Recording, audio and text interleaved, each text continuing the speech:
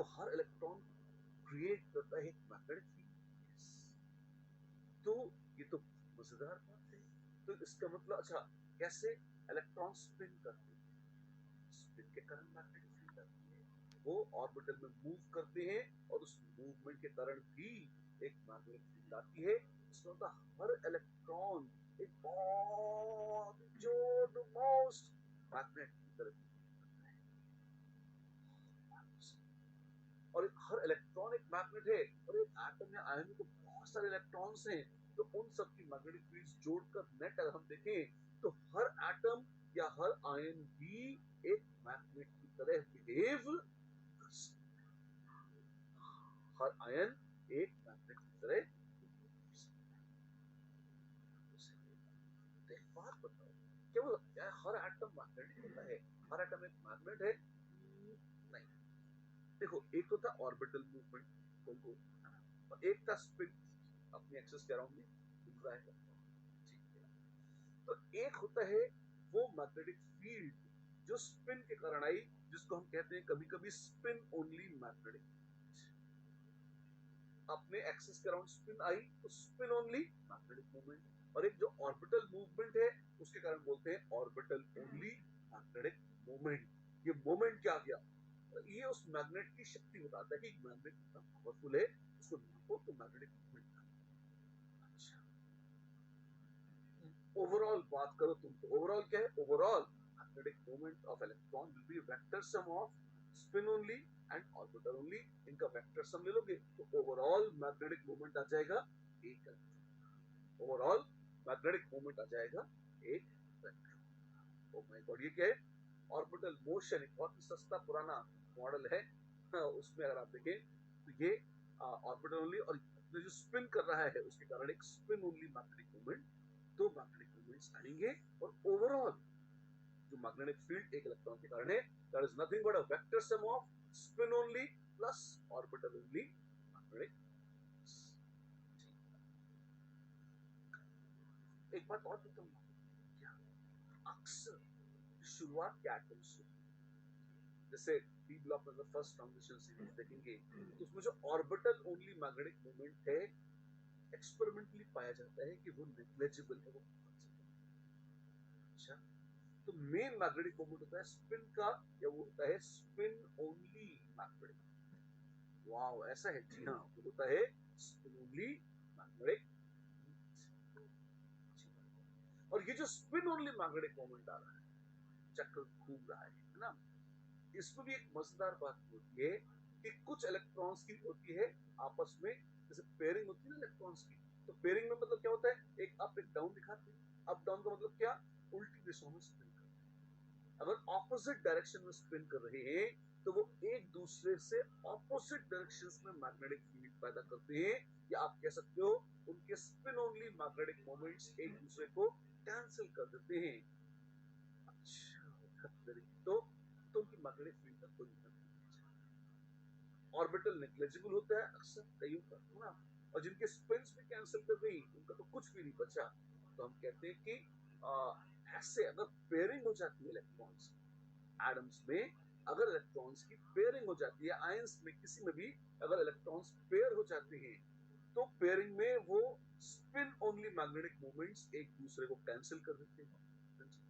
तो जो unpaired electrons हैं, क्या क्या क्या क्या बोला, जो अनपेयर्ड इलेक्ट्रॉन्स, अनपेयर्ड इलेक्ट्रॉन्स जिसमें होते हैं, ऐसी स्पीशीज कहलाती है पैरामैग्नेटिक। क्या क्या क्या, जिसमें अनपेयर्ड इलेक्ट्रॉन्स होते हैं, ऐसी स्पीशीज कहलाती है पैरामैग्नेटिक। और जो पैरामैग्नेटिक स्पीशीज हैं, क्या उनमें कुछ नेट मैग्नेटिक कैरेक्टरिस्टिक्स बच जाती हैं? जी हाँ, वहां पर हर एटम या आयन में कम से कम एक इलेक्ट्रॉन ऐसा होता है जो अनपेयर्ड होता है, एक से ज्यादा भी हो सकते हैं, और उनका जो magnetic spin only magnetic moment है वो कैंसिल नहीं होता। उसके कारण वो एटम या आयन या मॉलिक्यूल जो भी है, वो एक बहुत ही छोटू सही लेकिन एक मैग्नेट का काम करता है। तो हर एटम हर आयन मैग्नेट बन जाता है। जी हाँ, अगर अनपेयर्ड इलेक्ट्रॉन है तो हर एटम मॉलिक्यूल आयन जो भी होगा वो एक छोटा ही सही और मैग्नेट बन जाएगा। और ये एक्सटर्नल मैग्नेटिक फील्ड में अट्रैक्ट हो जाएंगे, बिल्कुल ये बाकायदा अट्रैक्ट हो जाएंगे। अच्छा, ये वो थे जिनके पास एक या एक से ज्यादा अनपेयर्ड इलेक्ट्रॉन्स हैं। बिल्कुल ये वो थे जिनके पास एक या एक से ज्यादा अनपेयर्ड। तो अच्छा, तो इससे वो चुंबक बन जाता है, मैग्नेट जो लोहे में चिपक जाता है? नॉट रियली, ऐसा नहीं। आप देखेंगे कि अगर कोई चीज पैरामैग्नेटिक है तो एक छोटा सा मैग्नेट जरूर है, लेकिन इन जनरल अगर आप देखेंगे जैसे हवा में ऑक्सीजन, ऑक्सीजन पैरामैग्नेटिक है, तो क्या ऑक्सीजन चुंबक बन के आपको हवा में खींचती रहती है? ऐसा कुछ नहीं। रैंडम कोई मैग्नेट इस दिशा में, कोई यहाँ, कोई यहाँ, कोई यहाँ, उनका नेट वेक्टर सम कैंसिल हो जाता है, जीरो हो जाता है। और जीरो हो जाता है तो ओवरऑल वो पदार्थ मैग्नेट की तरह बिहेव नहीं करता, और उसका एक एक एटम इंडिविजुअली अगर आप देखोगे तो वो मैग्नेट की तरह बिहेव जरूर करता है। लेकिन अगर उन्हें किसी मैग्नेटिक फील्ड में रखा जाए, कि आपने सुना है कि अगर किसी मैग्नेटिक फील्ड में रखा जाता है तो वो घूमते हैं, घुमाने की कोशिश करते हैं तब तक जब तक दोनों मैग्नेटिक फील्ड अगर पैरेलल या एंटी पैरेलल नहीं हो जाते। कंपास कैसे काम करता है? आपने छोटा सा मैग्नेट लिया, धरती अपने आप एक बड़ा सा मैग्नेट है, तो वो मैग्नेट भी घूमकर उस दिशा में जाने की कोशिश करता है जहां धरती की मैग्नेटिक फील्ड है। पैरेलल या एंटी पैरेलल आप उसको अलाइन कर सकते हैं। ये फिजिक्स का एक सच है, ऐसा होता है, ये प्रॉपर्टी। अच्छी बात। ऐसे उसमें क्या होगा, अगर ऐसे किसी मैग्नेटिक फील्ड में उसको रख दिया जाए तो कुछ कुछ वो एक दिशा में अलाइन हो जाएंगे और ओवरऑल मैग्नेटिक मोमेंट हो सकता है उसका जीरो न रह जाए। लेकिन जब आप एक्सटर्नल मैग्नेटिक फील्ड हटा लेंगे, या अगर वो लिक्विड या गैस है जो तो रैंडमली मूव कर सकता है, तो आप पाएंगे पर अब वो नेट ओवरऑल मैग्नेट काम नहीं करेगा। क्यों? क्योंकि उसकी मैग्नेटिक फील्ड, हर एटम में आयन की मैग्नेटिक फील्ड रैंडम है और ओवरऑल वेक्टर समूह हो। राइट, ठीक, अच्छी बात है। तो ये तो कहानी थी पैरामैग्नेटिक सब्सटेंसेस। हमें कैसे पता लगेगा? हमें इलेक्ट्रॉनिक कॉन्फ़िगरेशंस देख के पता लग जाएगा। एटम है या आयन है तो इलेक्ट्रॉनिक कॉन्फ़िगरेशन लिख लीजिए। मॉलिक्यूल है जैसे O2, तो MO, मॉलिक्यूलर ऑर्बिटल थ्योरी से जो कॉन्फ़िगरेशन आती है वो MO कॉन्फ़िगरेशन आप लिख लीजिए, तब भी आपका ये काम बड़े प्यार से फटाफट हो जाएगा। ठीक है। ये जो सब्सटेंसेस हैं, अगर बाहर मैग्नेटिक फील्ड ना हो, एक्सटर्नल मैग्नेटिक फील्ड ना हो, तो पता भी नहीं चलेगा कि मैग्नेट का काम कर रहे हैं। क्यों? रैंडमली तो ये कैंसिल होता है। हाँ, बाहर से अगर कोई मैग्नेटिक फील्ड लगा दे, they are attracted towards field gas. जैसे ऑक्सीजन गैस में तो खैर बहुत ज्यादा एनर्जी है मॉलिक्यूल्स के पास, पर आप लिक्विड ऑक्सीजन लीजिए, लिक्विड ऑक्सीजन लीजिए, लिक्विड नाइट्रोजन लीजिए, और बड़ा मस्त वाला तगड़ा मैग्नेट लीजिए। मैग्नेट को अगर आप लिक्विड नाइट्रोजन में डुबा के निकालेंगे तो लिक्विड नाइट्रोजन को कोई फर्क नहीं पड़ेगा, मैग्नेट को कोई फर्क नहीं पड़ेगा। पर अगर लिक्विड ऑक्सीजन में डुबो के निकालेंगे तो आप पाएंगे बकायदा लिक्विड ऑक्सीजन मैग्नेट के पोल्स पे चिपक जाती है, ठीक वैसे ही जैसे लोहे का बुरादा, आयरन फाइलिंग्स किसी नॉर्मल मैग्नेट पे चिपक जाती है। क्यों? क्योंकि ऑक्सीजन के पास अनपेयर्ड इलेक्ट्रॉन्स होते हैं तो पैरामैग्नेटिक होती है। वाओ! और ऑफ कोर्स नाइट्रोजन। अच्छा, ठीक है, बढ़िया है। तो अगर अनपेयर्ड इलेक्ट्रॉन है, एक मिनट, कौन बनेगा पैरामैग्नेटिक? एक या एक से ज्यादा अनपेयर्ड इलेक्ट्रॉन है, वन और मोर अनपेयर्ड इलेक्ट्रॉन्स है तो बन जाएगा पैरामैग्नेटिक। और नो अनपेयर्ड इलेक्ट्रॉन, सारे इलेक्ट्रॉन्स पेयर्ड है तब तब वो डायमैग्नेटिक। अच्छा, धत these substances are very weakly, बहुत लल्लू से हल्का सही सही, they are repelled by magnetic field। कई बार लोग बोल देते हैं they are unaffected by magnetic field, इन पर मैग्नेटिक फील्ड का कोई असर नहीं पड़ता, और सच तो ये है they are very weakly repelled by a magnetic field। अच्छी, इनमें अनपेयर्ड इलेक्ट्रॉन होते हैं? जवाब है नहीं, इनमें अनपेयर्ड इलेक्ट्रॉन्स नहीं होते, नहीं होते। अच्छा, ठीक है जी। ये कैसे हैं? ये डायमैग्नेटिक सब्सटेंसेस नेट वेक्टर से जीरो हो जाती है। इनके मैग्नेटिक मोमेंट्स का कोई एग्जांपल है, आप कोई भी पदार्थ ले लीजिए, आमतौर पर हमारी दुनिया में जितने भी पदार्थ हमारे आसपास दिखते हैं उनमें से अधिकांश डायमैग्नेटिक हैं, वो कोई भी मैग्नेटिक प्रॉपर्टी एग्जिबिट नहीं। बेंजीन, नमक, टाइटेनियम डाइऑक्साइड, क्यूप्रस आयंस, यहाँ पे कुछ एग्जांपल्स दिए हुए, आप कुछ भी उठा लीजिए। लाइट का बल्ब है, दीवार का पेंट है, हवाओं में नाइट्रोजन है, आर्गन है, हमारा खून है, शरीर है, उनमें से मोस्ट ऑफ द चीजें आप पाएंगे डायमैग्नेटिक ही है, वो पैरामैग्नेटिक है।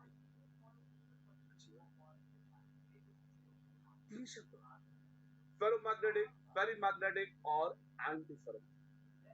ये क्या तमाशा है, सुन लीजिए। अगर कोई चीज पैरामैग्नेटिक है, तो एक बात तो हमको पता लग गई कि उसमें उसकी आत्मा में मैग्नेट तो है, मतलब उसमें एटम्स हैं या उसमें ऐसे इलेक्ट्रॉन्स हैं जो नेट जिनका मैग्नेटिक मोमेंट है और वो काम तो बकायदा मैग्नेट का कर सकते हैं। ठीक है, मुझे पता लग गया। अगर वो बकायदा मैग्नेटिक काम कर सकते हैं तो फिर that means they are, yes that means they are attracted in magnetic field, fine.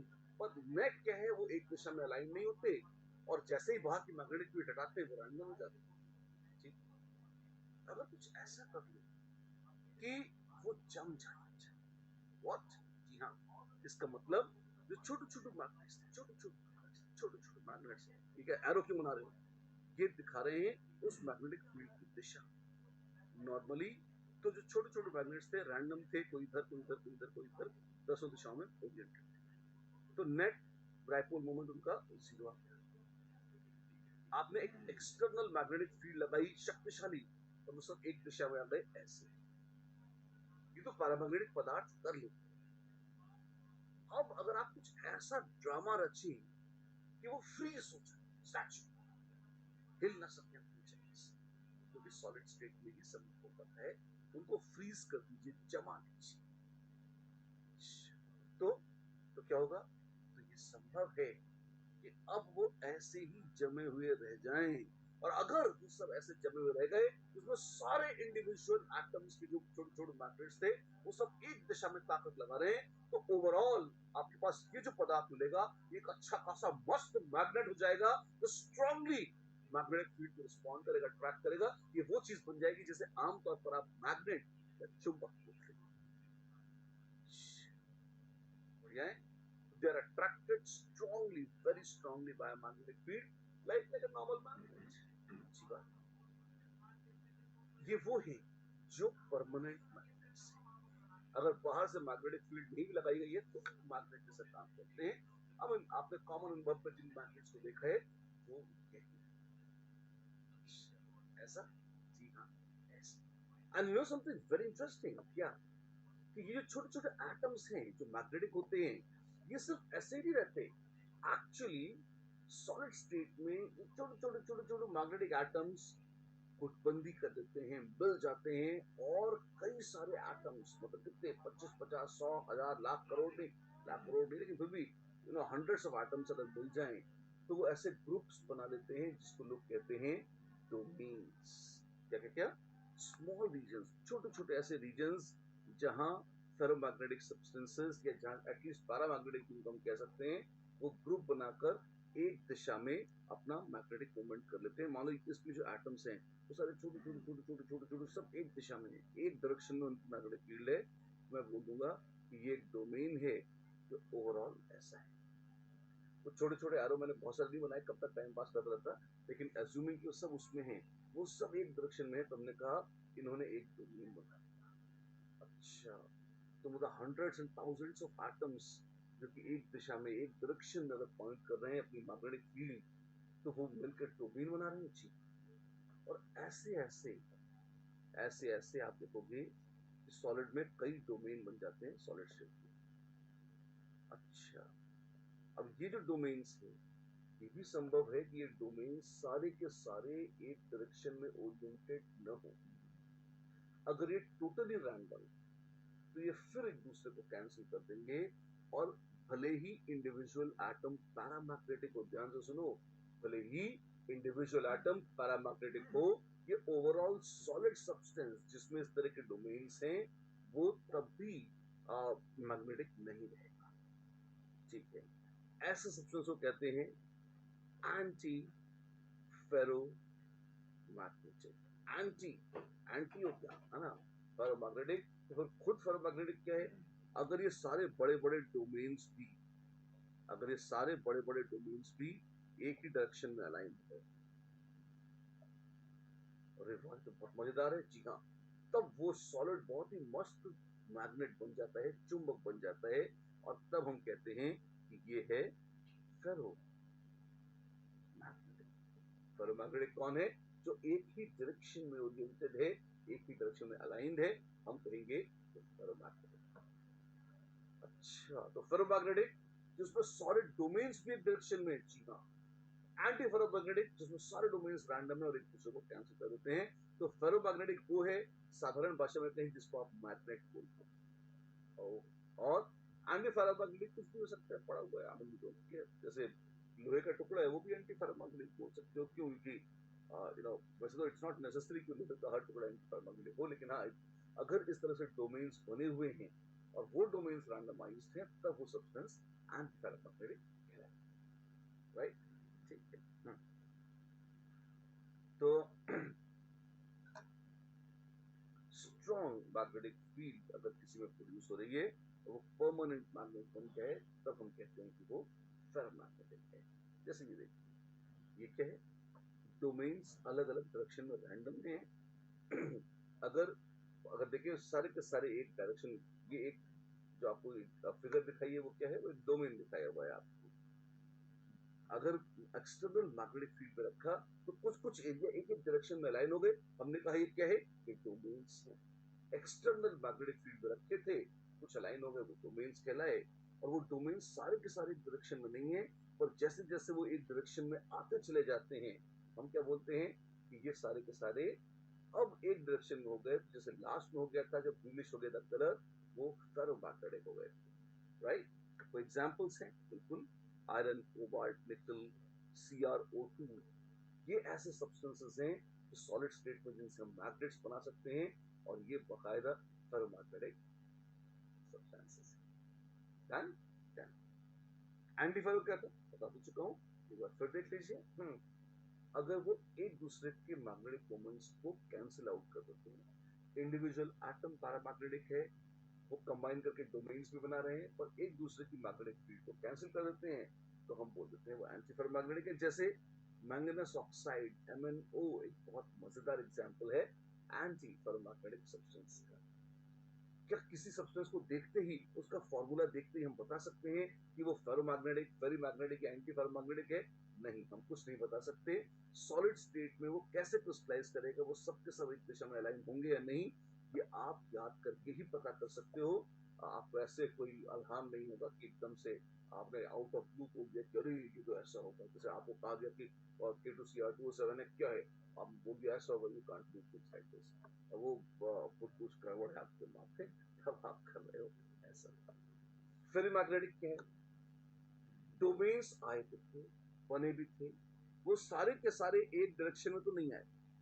सारे के सारे डोमेन्स ने एक डायरेक्शन में पॉइंट आउट तो नहीं किया, मानते हैं, लेकिन कुछ एक डायरेक्शन में रहे और कुछ उल्टी डायरेक्शन में। नेट वेक्टर सम फिर भी थोड़ा बहुत बच गया, तो ये उतने स्ट्रांगली तो न सही और थोड़ा बहुत ही सही, पर मैग्नेटिक फील्ड पर रिस्पॉन्स तो दे ही देगा। और ऐसे सब्सटेंस कहलाते हैं ferrimagnetic substance. Ferrimagnetic, थोड़ा मैग्नेटिक, ठीक, ऐसे they are weakly attracted by magnetic field as compared to ferromagnetic substance, but of course the attraction is a little stronger as compared to normal paramagnetic substance. Done? Done. जैसे फेरोसल्फरिक oxide FePO4 है, ferrites जैसे MgFeTO4, ZnFeTO4, इस तरह की चीजें फेरी magnetic हो जाती हैं, ऐसा पाया गया है। अच्छी बात है। अगर गर्म करते जाएंगे तो फेरो, फेरी या एंटी फेरोमैग्नेटिक सब्सटेंसेस सारे के सारे क्या हैं, इंडिविजुअल स्तर पे तो वो पैरामैग्नेटिक हैं, और एक पॉइंट के बाद जब उनका फेरो, फेरी या एंटी फेरोमैग्नेटिज्म नष्ट हो जाएगा तो वो सिर्फ और सिर्फ पैरामैग्नेटिक बचेंगे। जी हाँ, और पैरामैग्नेटिक को आप कितना भी हीट कर लो वो पैरामैग्नेटिक ही रहेगा, वो पलट के डायमैग्नेटिक नहीं हो जाएगा जब तक केमिकल कॉम्बिनेशन नहीं बदल जाती, राइट? ठीक, ये क्या है, टेम्परेचर बढ़ा रहे हैं, हाँ जी, और कल तो पहले रैंडम चल रहे थे, ठीक है, रैंडम थे, रैंडम है, फाइन। अगर आप देखें, ये डोमेन्स थे जो अलग अलग दिशाओं में थे, और सच तो ये है कि एक डेफिनेट टेम्परेचर तक आप देखें वो डोमेन्स गायब हो गए, मतलब मॉलिक्यूल्स टोटली रैंडम हो गए हैं, और वो मिनिमम टेम्परेचर जिस पॉइंट तक गर्म करके जो मैग्नेट्स हैं वो अपनी मैग्नेटिक कैरेक्टर लूज कर देते हैं, वो टेम्परेचर कहलाता है क्यूरी पॉइंट।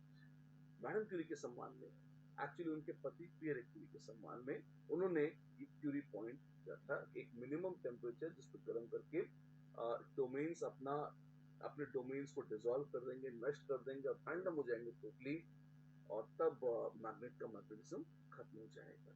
सिर्फ मैग्नेट का मैग्नेटिज्म ही खत्म नहीं होगा, फेरी मैग्नेटिक या एंटी फेरोमैग्नेटिक है उनकी भी कैरेक्टरिस्टिक्स समाप्त हो जाएगी, राइट?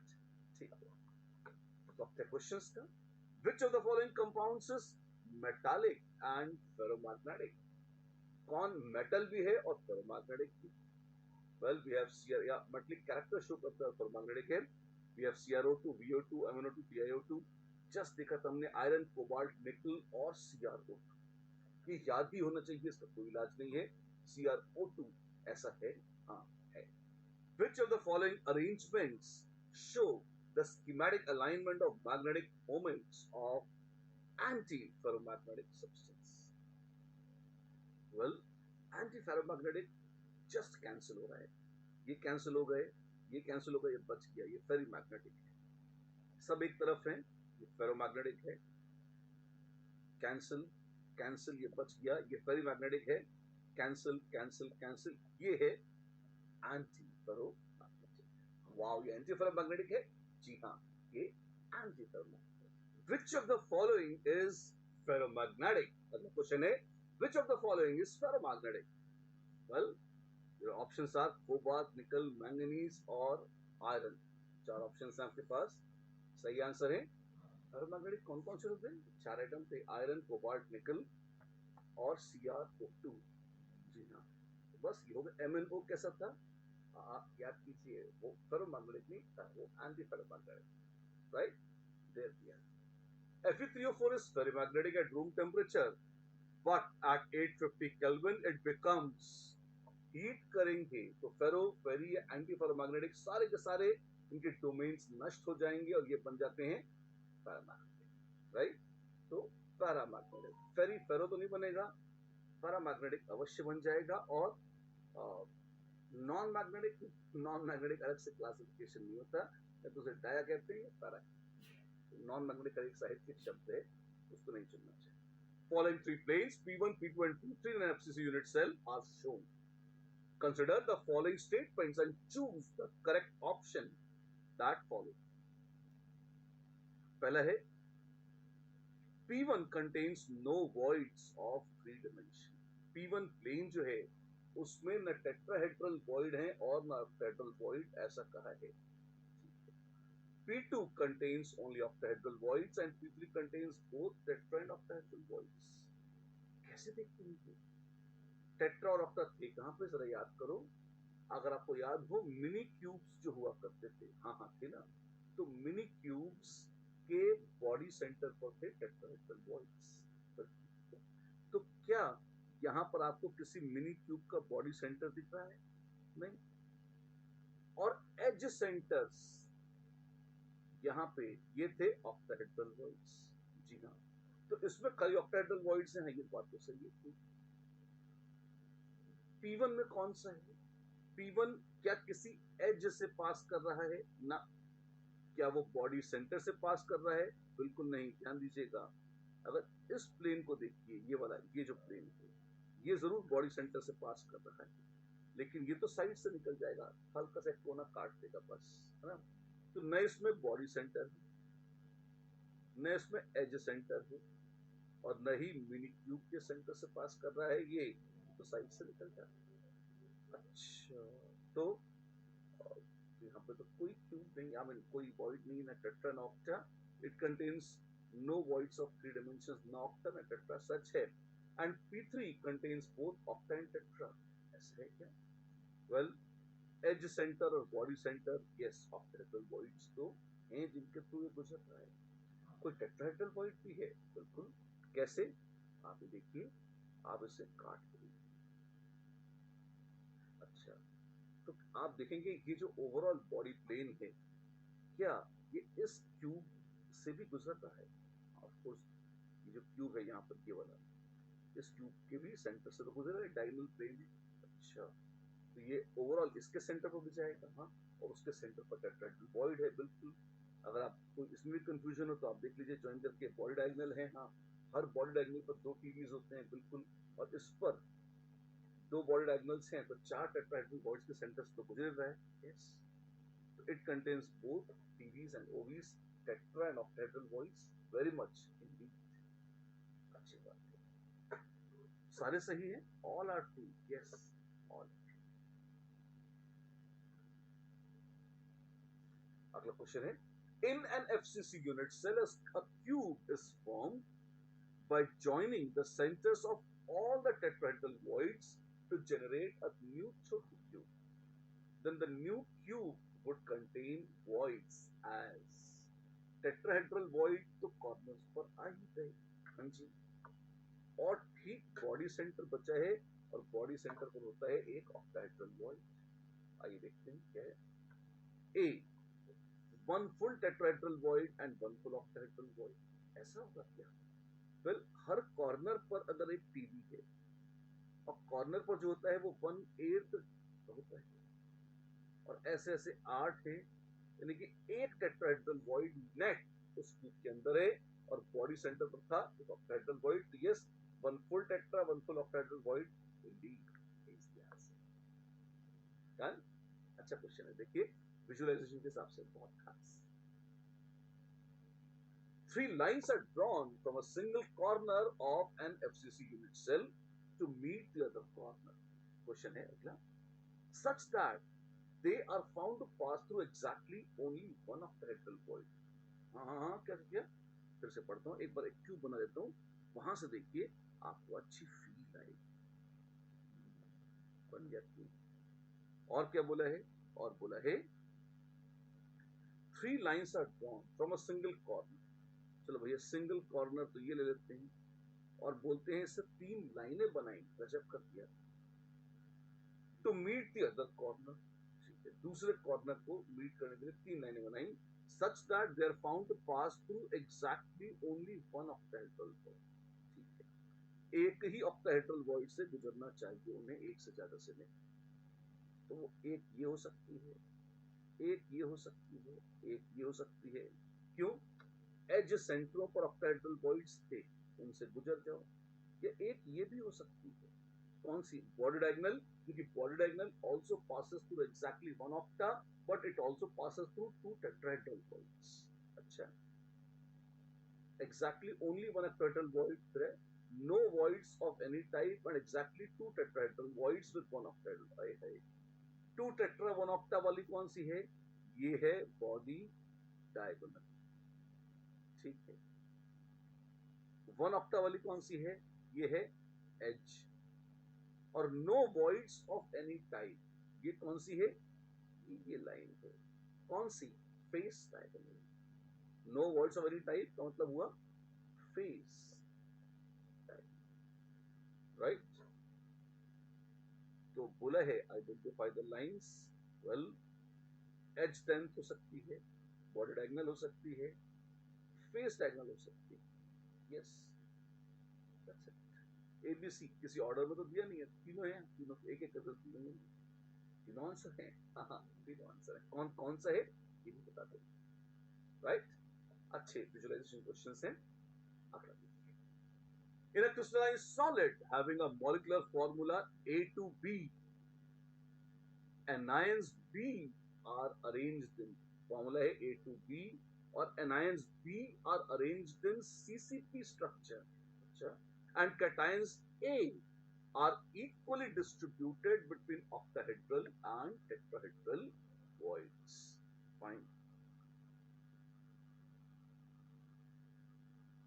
अगर एक क्यूब है और उसको बोला है सीसीपी स्ट्रक्चर है, यानी कि 4 बी होंगे सीसीपी और 8 टीवीज हैं और 4 ओवीज ऑक्टाहेड्रल वॉइड्स हैं, और बोला है cations A R equally distributed, यानी कि वेल 4 बी है और A2B का तो मतलब पता था 8 ए होंगे, तो 4 ए यहां होंगे, 4 ए यहां होंगे। क्यों? क्योंकि बोला है इक्वल डिस्ट्रीब्यूशन। ठीक है भाई, 1. What percentage of octahedral voids is occupied? 4 थे, चारों भर गए. 100% of octahedral void is occupied.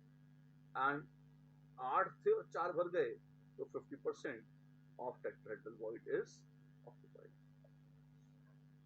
तो अब बोला है कि report your answer is 1 minus 2, तो 100% minus 50%, आंसर हो गया 50%. राइट, कर दिया. वाओ, ये क्या है? ये और भी खूबसूरत क्वेश्चन है. देखिए, in a solid sulfide ions are packed in an FCC lattice. शानदार. Zinc occupies half the tetrahedral voids in alternating arrangement. Fine. Now, if a plane is cut as shown, then the cross section would be FCC location होगा. अगर FCC है, तो एक बात तो पक्की है, कॉर्नर्स ऑक्यूपाइड होंगे. और जो एटम कॉर्नर ऑक्यूपाई करेगा वही फेस सेंटर्स भी ऑक्यूपाई करेगा. बाकी जगह भी है, पर ये इस प्लेन से जो पास कर रहे हैं वो ये. तो एक बात तो पक्की है कि कॉर्नर पे सल्फाइड है, तो pink pink pink pink pink pink, 3 ऊपर 3 नीचे, ऐसे तो आज. एंड जैसा कहा गया है, same charges should not touch. ये टच कर रहे हैं, डोंट टच. ये टच कर रहे हैं, डोंट टच. गंदी है ना, गलत बात है. ये इसमें रिपल्शन होगी, मजा नहीं. तो क्या करना होगा? एनाइंस को एक दूसरे से दूर दूर रहना है. और इनके टेट्राहेड्रल वॉइड्स, ये बॉडी डायगोनल्स के लॉन्ग होते हैं टेट्राहेड्रल वॉइड्स. तो ये 4 लोकेशन है टेट्राहेड्रल वॉइड की. और ऑल्टरनेट में एक जगह है तो यहां नहीं होगा, और यहां नहीं होगा, यहाँ ऐसे. तो एक बॉडी डायगोनल पर दोनों ऑक्यूपाइड होंगे और दूसरी पर कोई ऑक्यूपाइड नहीं होगा, ऐसा हम कह सकते हैं. तो प्रोफाइल दिखेगा कैसे कि हम क्रॉस सेक्शन बना सकते हैं. बिल्कुल बना सकते हैं. कैसे? पहले तो बाउंड्री बनाई. फिगर कैसे होगी? स्क्वायर या rectangle? This is going to be a rectangle. ये ए है और ये a√2 है, इसलिए ये होगा तो रेक्टेंगल. तो जो कॉर्नर वाले एटम्स हैं बड़े अच्छे होने चाहिए. Similar charges don't touch. We are aware. Face centre वाले भी ऐसे आए, जरूर ऐसे आए. और ऑल्टरनेट आयंस, यहां पर एक टेट्राहेड्रल वॉइड में एटम होगा, यहां पर भी टेट्राहेड्रल वॉइड में होगा, बॉडी डायगोनल के अलावा. ऐसे जी हाँ, ऐसे. बस ये देखिए, इसमें ऐसा है, इसमें लग तो रहा है, और ये टच वच करके तो अच्छा नहीं लगा. बताओ इसे बकवास. सी देखते, सी ऑप्शन तो बहुत ही खतरनाक है, और डी तो उससे भी खतरनाक है. वैसे तो ऑप्शन सारी पूरी.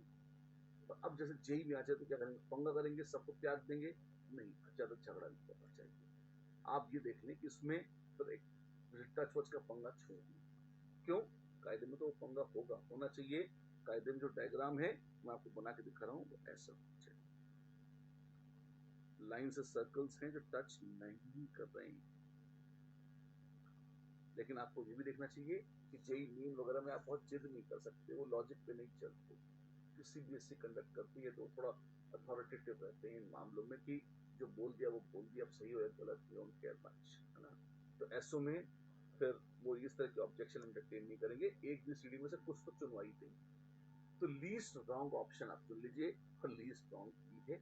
ऐसा कम से कम ये अरेंजमेंट यहाँ पे दिखाया हुआ है, इतनी ही तमन्ना थी, आ गई. राइट. और एक्यूरेट क्या है? एक्यूरेट ये है जिसमें बाउंड्री के पिंक वाले सल्फाइड आयंस या जो हमने येलो में बनाए हैं, they also should not touch each other. ऐसे. Done? अच्छी बात.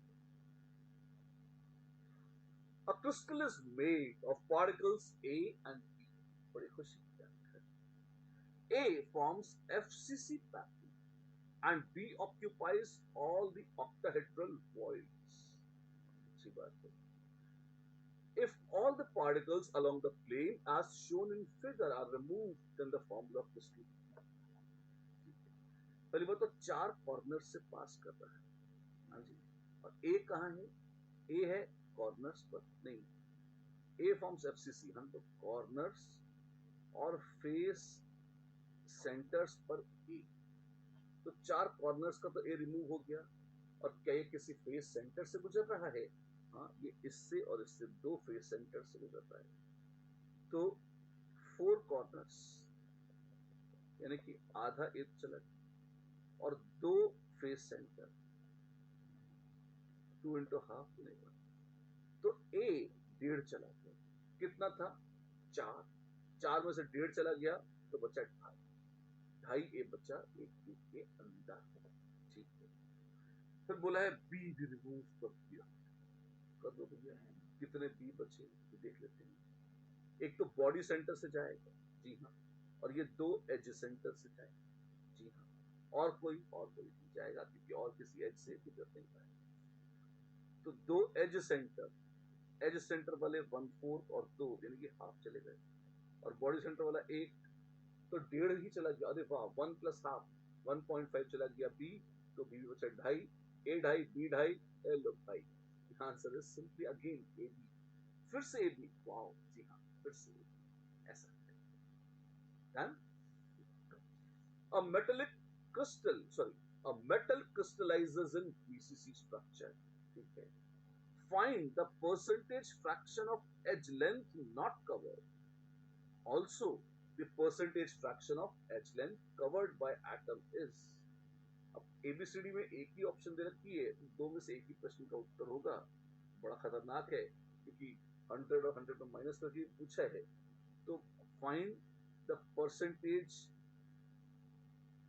Of edge length. वैसे परसेंटेज फ्रैक्शन नहीं होती, फ्रैक्शन परसेंटेज नहीं होता है, तो एक ही शब्द लेना चाहिए। परसेंट दिए तो फ्रैक्शन परसेंटेज। क्वेश्चन थोड़ा सा करेक्शन आएगा, बीसीसी में क्रिस्टलाइज कर रहा है। Percentage of edge length covered by atom कितना निकालना है। ठीक है, देखते हैं बाबू एज लेंथ क्या है। बीसीसी बिल्कुल सिमेट्रिक स्ट्रक्चर है, सारी एजेस का एक जैसा हाल है, कोई भी एक का निकाल लो, सबका हो जाएगा। यहाँ पे क्या टच करते हैं? नहीं, ये टच नहीं करते। a√3 बराबर था 4r, तो a है कितना? Well 4/√3r। a है 4/√3r, और यहाँ पे जो लेंथ कवर्ड है वो कितनी है? r+r। तो परसेंटेज कवर्ड कितना? यहाँ पे r और यहाँ पे r, 2r की लेंथ पर तो एटम है, और टोटल कितना है? वो है 4/√3r। r काट दो, √3/2 into 100,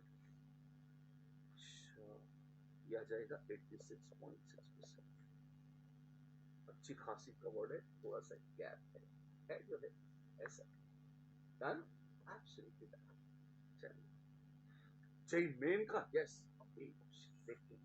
The radius of a largest sphere, the radius of the largest sphere which fits properly at the center of the edge of a body-centered cubic unit cell is. Largest sphere एक sphere है, बहुत खुशी की बात है।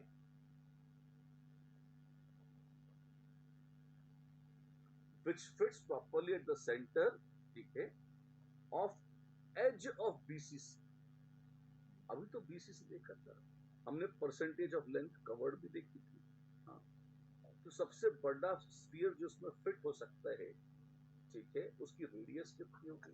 तो आपने देखा था जस्ट इस क्वेश्चन में 86.6% तो कवर्ड है, तो यानी कि 0.866 कवर्ड है, तो 1 माइनस 0.866 यानी कि कितना हुआ? 0.134।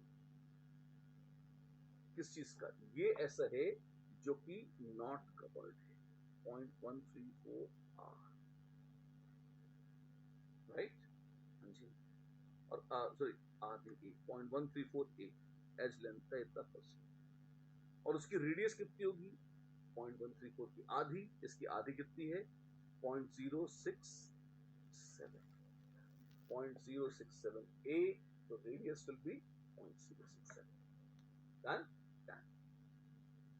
In a BCC arrangement, which of the marked planes have maximum spatial density of atoms? BCC arrangement है, ठीक है, मैक्सिमम स्पेशियल डेंसिटी, क्या मतलब है इसका मैक्सिमम स्पेशियल डेंसिटी? इसका मतलब है मैक्सिमम एरिया किस प्लेन में गिव है।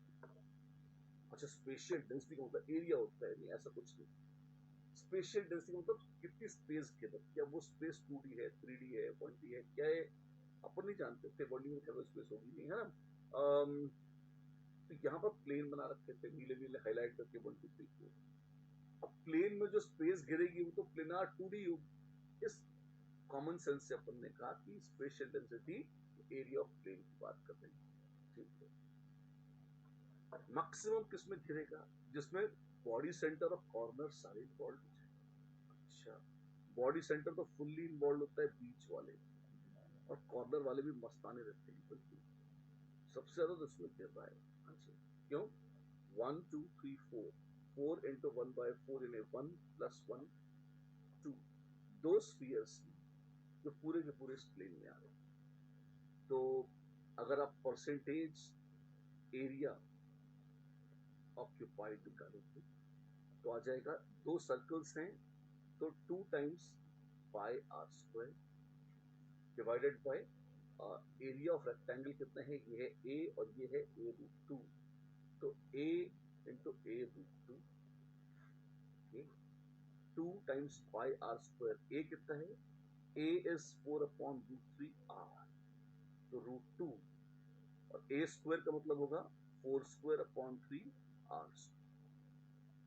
गंदगी बहुत ही ज्यादा वाली गंदगी, रूट 2 और 2 आ जाएगा रूट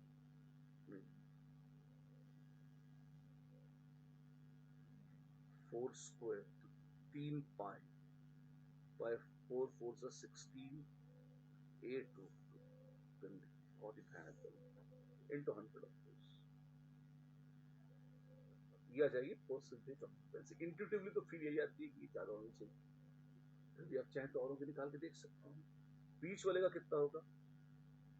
बीच वाले का और इसका सेम, ये एक सर्कल, ये भी एक सर्कल, ये 1/4 ये 4 है, ये पूरा पूरा एक ही।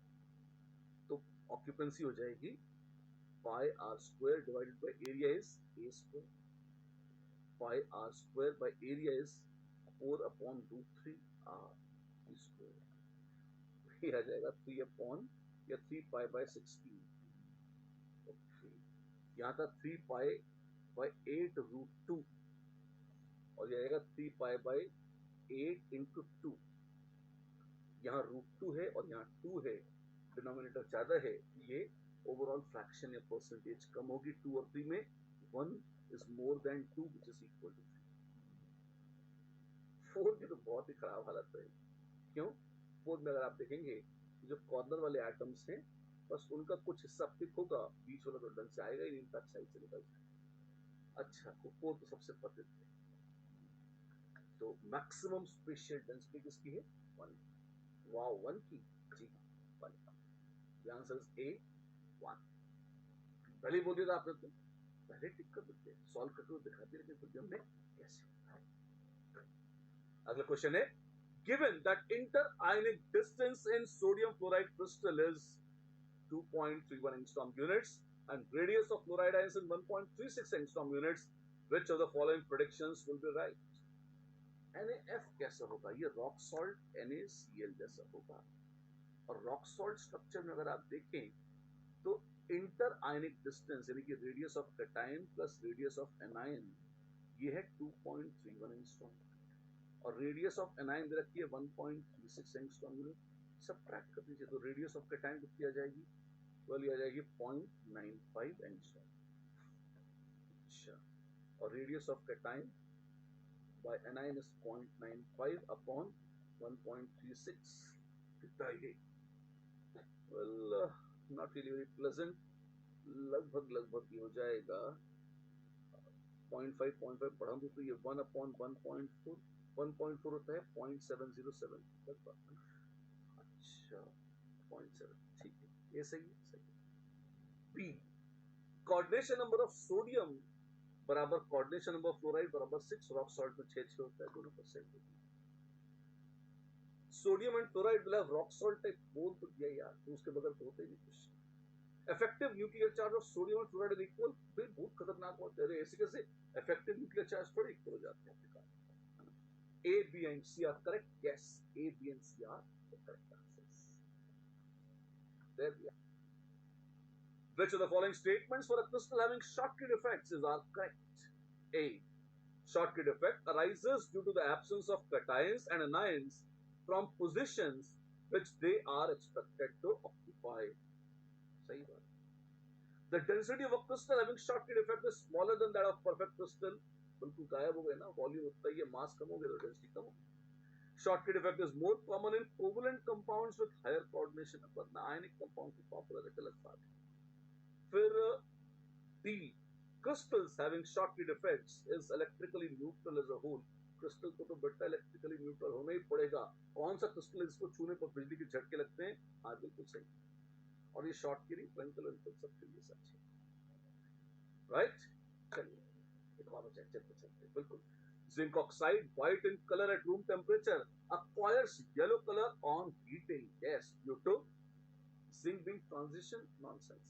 paramagnetic ना, trapping of electrons at the sites vacated by oxides, yes बिल्कुल। ऑक्साइड आयन अपने इलेक्ट्रॉन ट्रैप के बाहर भाग जाते हैं, वो इलेक्ट्रॉन्स एफ सेंटर्स बना लेते हैं जिसके चलते उसका रंग येलो हो जाता है।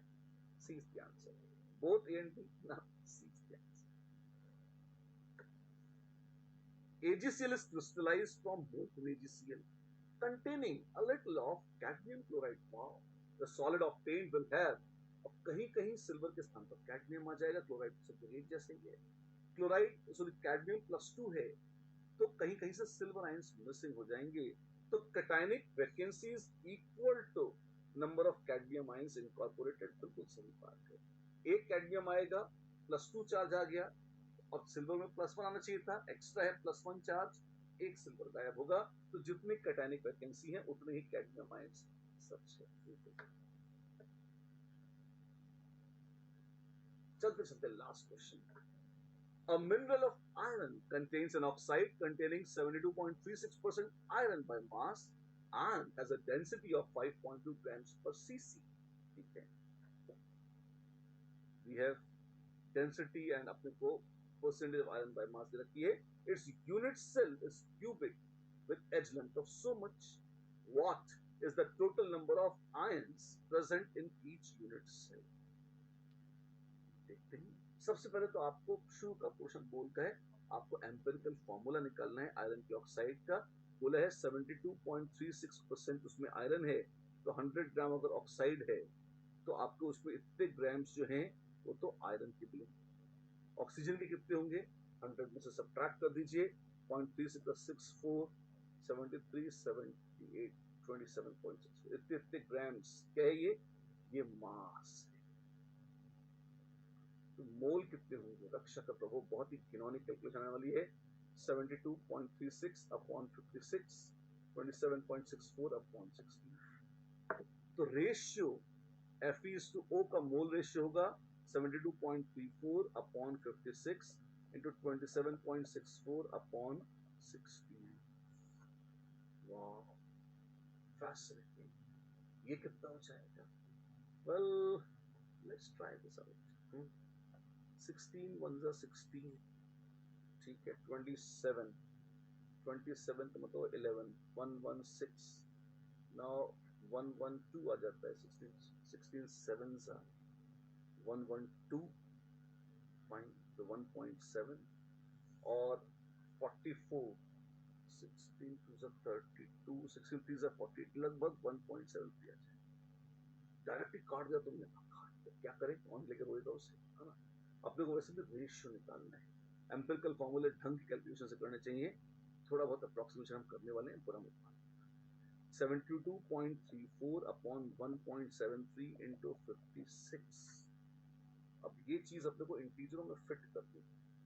देखते हैं, ये 0.34 का कि दुम अगर हम छोड़ दें 72 में 72.34, तो देखें 8 7 जा 56 and 8 9 जा 72, ठीक है, 9/7, अच्छा, और 1.73 जा 21 49 51 120,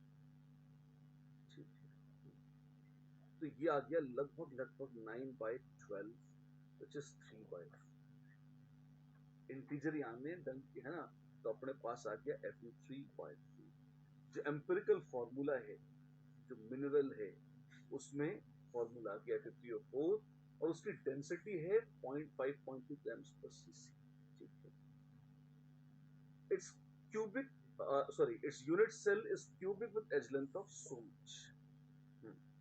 What is the total? अब डेंसिटी पता है और एज लेंथ पता है, तो आप ये भी कह सकते हैं कि Z into molar mass divided by Na into A cube is equal to density। और डेंसिटी महाराज की कितनी है, वो है 5.2 ग्राम्स पर सेंटीमीटर क्यूब।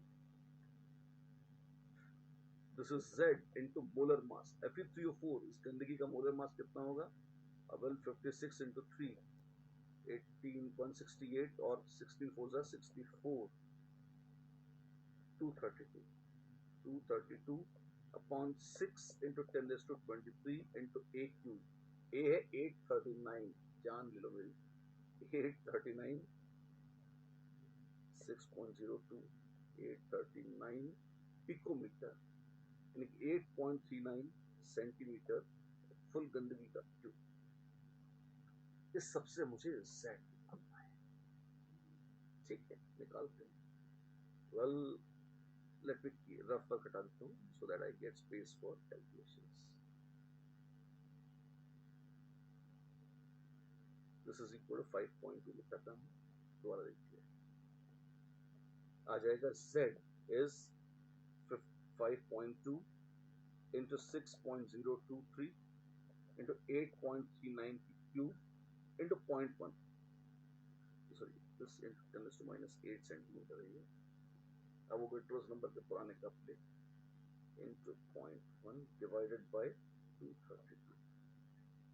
जो भी आएगा किसी किस्म का इंटीजर ही होगा, इससे अपने को Z मिल जाएगा। Z बताएगा कि Fe3O4 के कितने यूनिट्स उस क्यूब के अंदर हैं। ईश्वर मेरी मदद करें। 8.39 को मैं 8.4 की क्यूब मान लूंगा into 6 into 0.52 upon 232। We have 8.4 into 8.4 into 8.4, very happy, into 6 into 0.52, 6 का आधा कितना, this is 12